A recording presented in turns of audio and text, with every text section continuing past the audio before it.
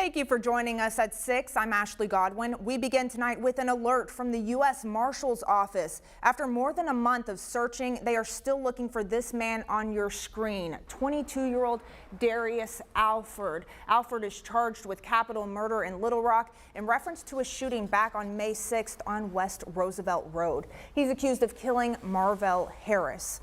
And marshals are still looking for a Conway man, 29-year-old Brendan Brewer. Brewer was previously released on state bonds, but has since been indicted on the federal level. He's wanted for felony possession of a firearm.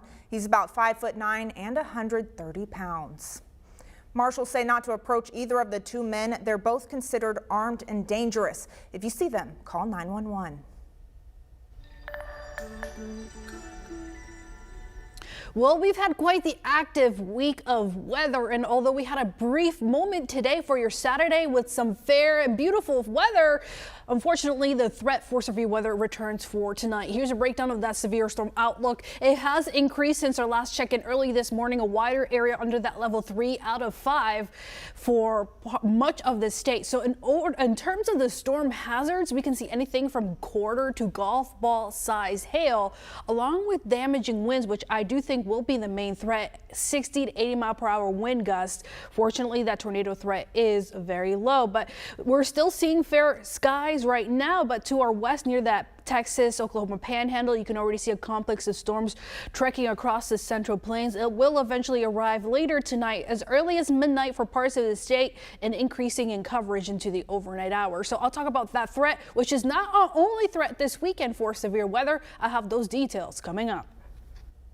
Thanks, Corrales. Hundreds took advantage of today's weather celebrating the Juneteenth holiday. There are several events happening across the state this week, one of the biggest here in Little Rock. Tonight, Frederick Price takes us to Juneteenth in the Rock in its 14th year.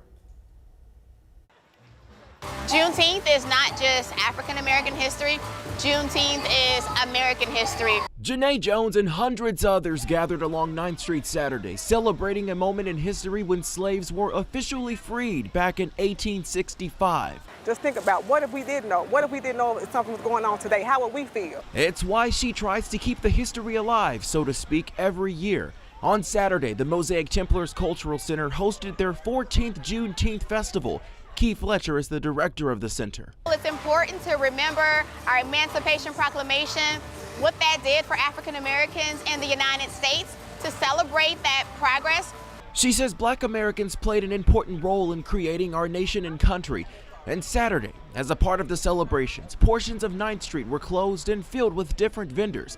You'll remember Black Americans frequented this neighborhood during the Civil War. Whenever we celebrate Juneteenth, we're able to celebrate the achievements of African Americans. We're also able to remember their struggles. We're able to remember the enslaved community. This weekend, she wanted to recreate what used to be a booming part of town. When you think about 9th Street, it was filled with vendors, homes. It was a community, it was a family. Being able to bring Juneteenth back here continues to keep that spirit alive. Fletcher adding Juneteenth should also serve as a time to really understand Black American culture. Frederick Price, THV 11 News.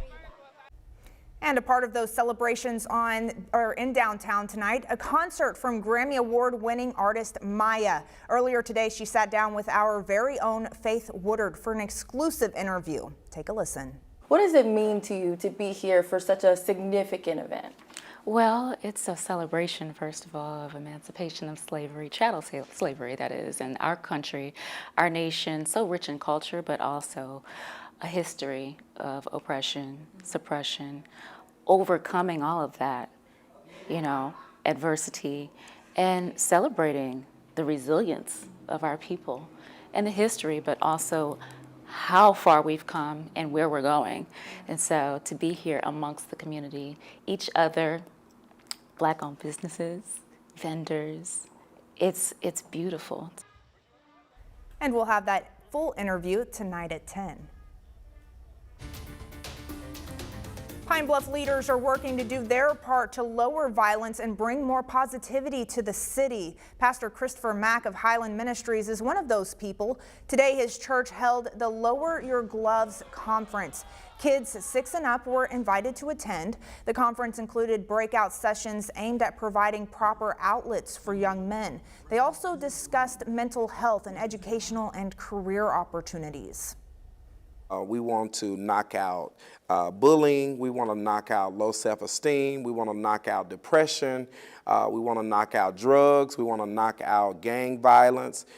Just the whole circumference of everything that a young man deals with. Earlier this week, the NAACP Pine Bluff chapter held a town hall to discuss rising crime rates. There have been 10 homicides in the city so far this year. And the ongoing homeless problem in our state is something multiple organizations are focused on improving. And new data shows we're heading in the right direction, but as THV11's Brooke Buckner reports, there's much more work to be done. It's just a number on one night in the winter. That's Matthew DeSalvo with Central Arkansas Teen Care for the Homeless, describing how the annual point-in-time count works. This year, Catch and several other agencies counted 773 people in 4 counties experiencing homelessness on the night of January 26th. Obviously, there's some areas that you don't cover. So according to HUD, it is the actual number of people experiencing homelessness that night that you were able to identify, count, and talk to. Crews are typically set up in about 15 different sites across Pulaski, Prairie, Saline, and Lone Oak counties. Last year, volunteers counted 974, so not only is this year's number lower than last, but it's also the lowest number counted in more than 10 years. In a nutshell, things are getting better because there's a ton of coordination and not as many silos anymore, but we have so much need. Like, you can't expect a handful of nonprofits to solve homelessness. In other words, he says it's going to take the whole community. We need more money, we need more resources, we need more lawmakers who are making laws and policies that will help this population get a leg up through the work that we're doing. Over in Jefferson County, an area not included in the Catch point-in-time count, Salvation Army is seeing an increase in people staying at the shelter. We've seen 211 people in our shelter this year.